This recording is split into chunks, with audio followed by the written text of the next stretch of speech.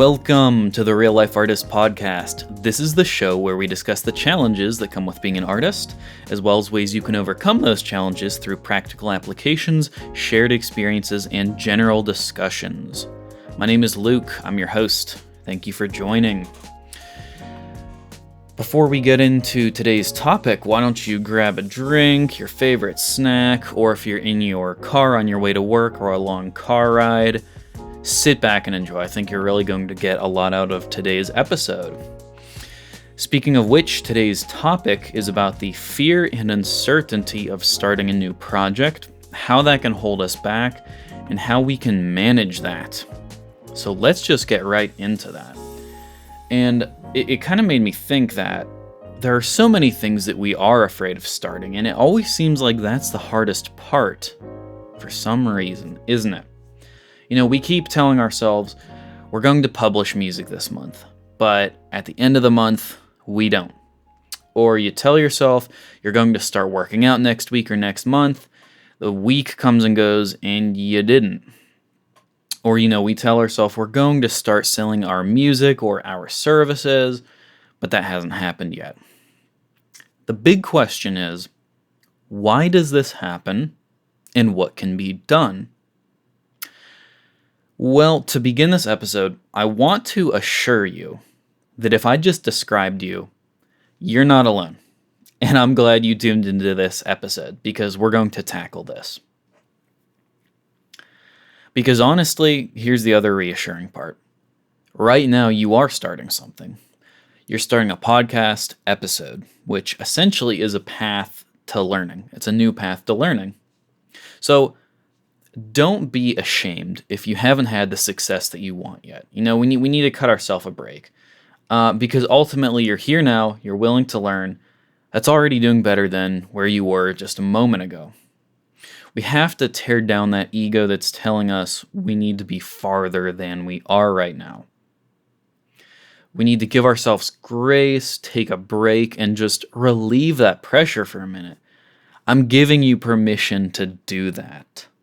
Because I have a feeling if you were listening to this episode specifically, maybe you don't give yourself that relief of pressure. Just go ahead and do it right now. Take a deep breath. And out. In. And out. Here's the cool thing about starting. Once we start, things snowball. And we're going to learn more about what this means. But, we're going to become more confident in our skills, abilities, portfolio talents, etc. But how do we do that? Let's dive in. So our outline for today is why we do not start, the 3 rules of starting, and then persistence or persist, how to continue when we get discouraged. So, first off, first part of our outline, why do we not start? Well, as I said in the beginning, starting is the hardest part of the process, typically the creation process. We don't usually start, one, because of imposter syndrome. Imposter syndrome is this idea that we don't feel qualified or we're not the right person for the job. Or oh man, how did I get in this position? Like they're hiring the wrong person, wrong producer, wrong composer. I don't know how I got here, but I'm really not the right person. Like I'm super insecure. If they really saw my music, if they really saw my workflow, then they would have known this was a bad decision. I've been there. But that's one reason that prevents us from starting something, whether it's a business venture or another project. 2, analysis paralysis. So what is this? Well, we think that if we keep reading and researching, we're watching YouTube videos, whatever it is, keep learning. We think we're going to gain the skills to get where we want to be better. But the thing is, this is a lie that just keeps us going in circles and circles and not getting anything done. And the reason we do this is because it feels like we're getting things done, even though we're not. But it's impossible to fail. And so it keeps us comfortable, right? It's impossible to fail learning and stuff. You can keep rewatching videos and reading books in the same sentence over and over again. And there's really no sense of failure. Like, wow, this project really didn't go where I wanted it to.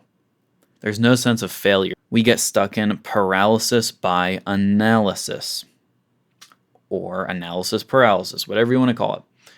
We keep researching, we're not actually getting things done. And then the other reason we don't start is a failure to plan ahead, which I know it sounds weird, like, well, what about starting? Well, here's the thing. I'm talking about getting work done, like starting something that's actually due tomorrow or next week, starting those kind of things. Failure to plan ahead. We tell ourselves this lie. Well, am I eating today? Then why should I worry about tomorrow? And I get it. We really do need to be focused on today and in the present now. However, we need to consider the fact that if we're going to have consistent efforts, that we have to plan ahead. We have to consider that maybe today we can work, but tomorrow we can't. We'll be traveling all day. We won't have time. If we're going to be putting content out consistently, if that's part of your job as a creator, if we're going to be replying to clients and actually making and publishing music regularly, we need to plan ahead. Okay, so that is why we don't start, right? This is why we do not start. But I have 3 rules of starting that I think are going to be very valuable for you. So those are the reasons we don't start. Imposter syndrome, analysis paralysis, and failure to plan ahead for the coming days or weeks, or even months. Now, here are the 3 rules for starting. Rule 1, reframe expectations. Rule 2, follow the system. And Rule 3, finish and rebuild. So, what do I mean by all these? All right, let's start with rule number 1. Reframe expectations. So, when walking into something new, I'm just going to be blunt. Don't expect your efforts to be perfect. I mean, I don't expect mine to be perfect, and I think it's a healthy mindset to walk into something and not expect it to be perfect the first time around. If it is, that's awesome. But again, we don't want to get into, analysis paralysis or imposter syndrome or anything. So, if there's no chapter 1, how can there be a chapter 2? So again, keep that in mind. It's perfectly okay if our first few attempts don't go great, or even if many attempts don't. Because here's the thing, quality of work is not nearly as important as quantity. So the quantity, or the amount of times we do something, is much more important for learning. You ever heard someone say, well, it's just muscle memory at this point? Well, it's because they've done it so many times.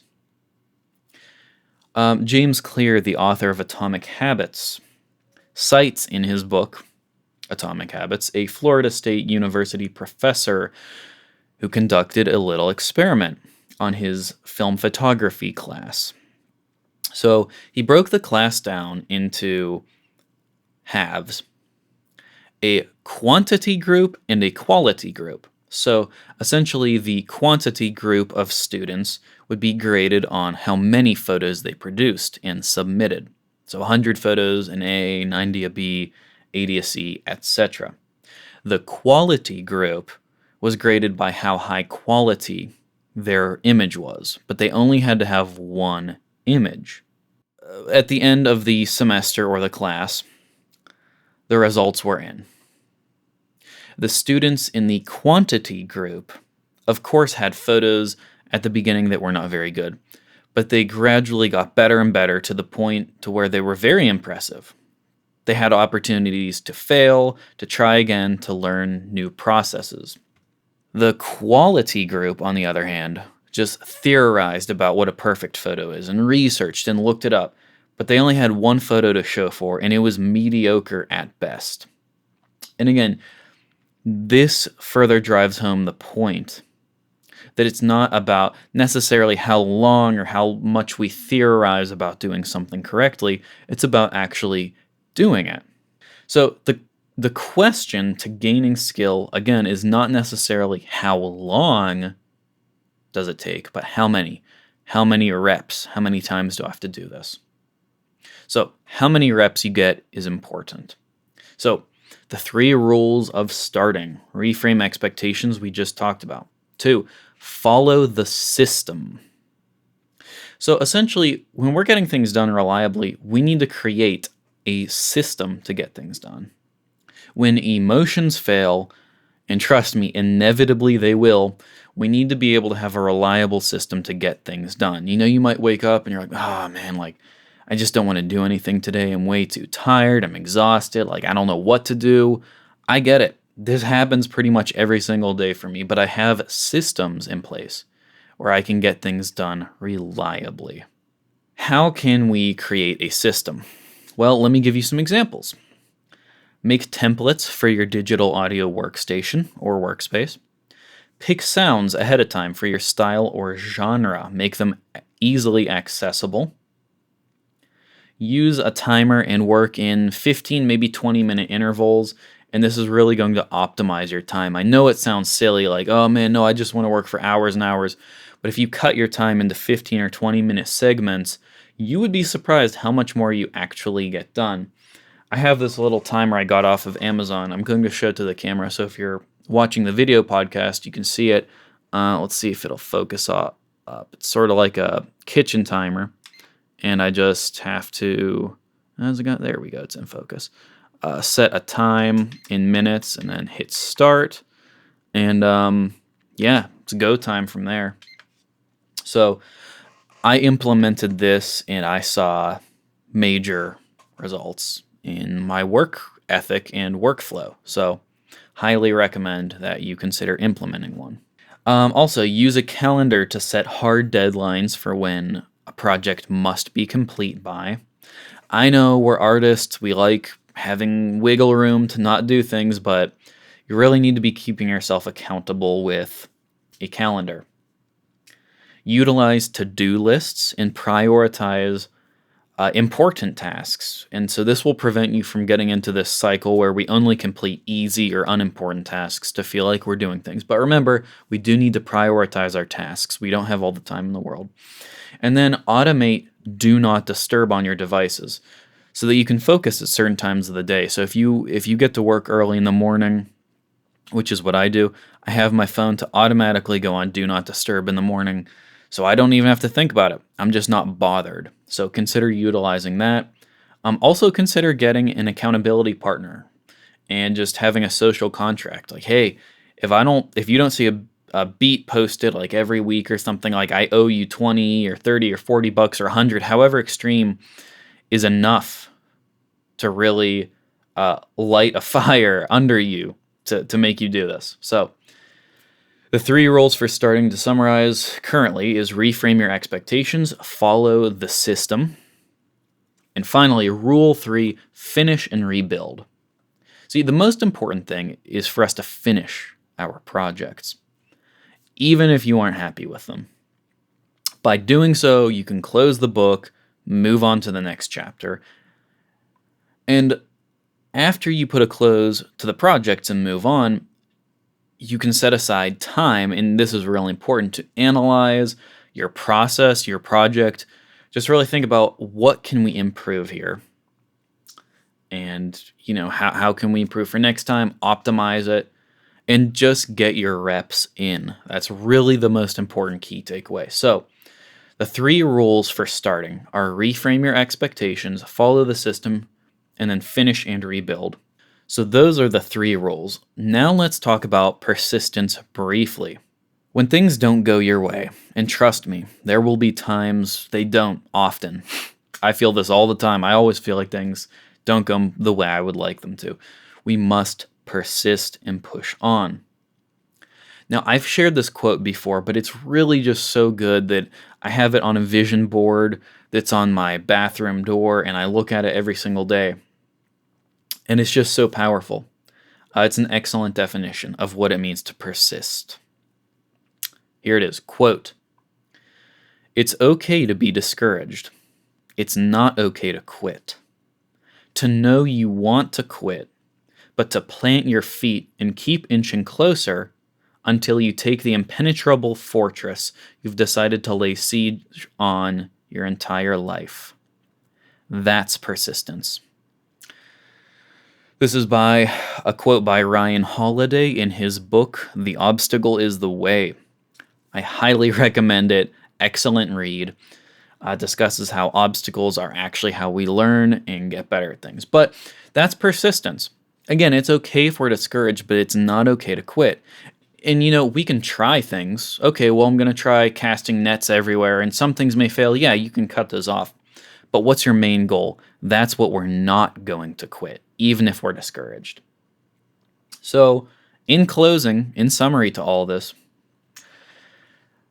starting will lead to a snowball effect, and you're going to get more skilled as you go. It'll just get bigger and bigger. You're going to learn things. Your mindset is going to change. You're going to get more done. The 3 rules to starting are reframe your expectations, follow the system, and finish and rebuild. So reframing expectations means lay down perfectionism and get your reps in. Quantity is much more important than quality, especially in the beginning. 2, follow the system. Create a reliable system to get things done consistently. Again, we went over examples like utilizing Do Not Disturb and automation and timers. And then finally, the 3rd rule to starting is finish and rebuild. Finish projects, close that chapter, move on, and then analyze your system and your workflow and even your projects. How can we do better here? And finally, persist. Realize that you're going to get discouraged, probably a lot, and that's okay. It's just not okay to give up on our long-term goals here. If you need encouragement, however, you're in the right place. That's why I created this community, Real Life Artist, to unite and join artists in this difficult career path called music. All right, let's be honest, it's a difficult career path. Send a message to the contact information I have in the show notes because I'd love to hear your story. I'd love to hear what you're going through. Maybe you have a question, comment, story to share. Please send it over. Voice memo, email, comment, message. If you like the show, please leave a review, as it would really help. It would really mean a lot. So thank you for listening today. I hope you enjoyed. Hope you got something out of it. And I'll see you in the next one. Thank you and take care.